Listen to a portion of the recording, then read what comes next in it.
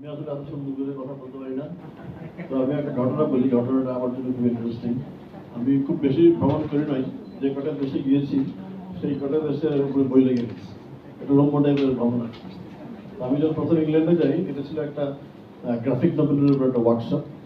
আমাকে British council থেকে পাঠানো হয়। তো আমি ওইখানে গেলাম, গিয়ে 10 দিন ছিলাম। পৃথিবীর সব বিখ্যাত যারা graphic novel artist, comics artist, তাদের সঙ্গে দেখা হয়।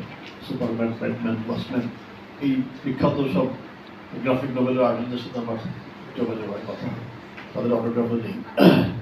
কিন্তু ফিরে এসে আমি করি কি, আমি ওইটার উপরে একটা বই লিখে ফেলি।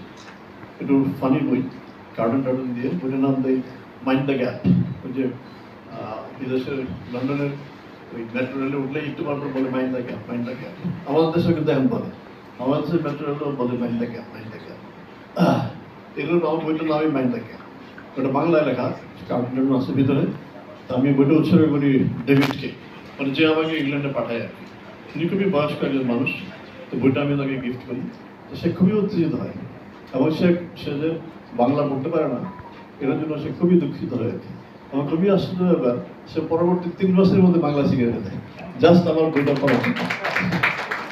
এটা তো আমি খুবই মানে কি বল, আমি খুবই খুবই ইমপ্রেসড হই, খুবই অনার্ড হই যে আমার একটা বইয়ের জন্য একজন বিদেশি, একজন হাই অফিসিয়াল তিনি বাংলা শিখে গেছে। Thank you.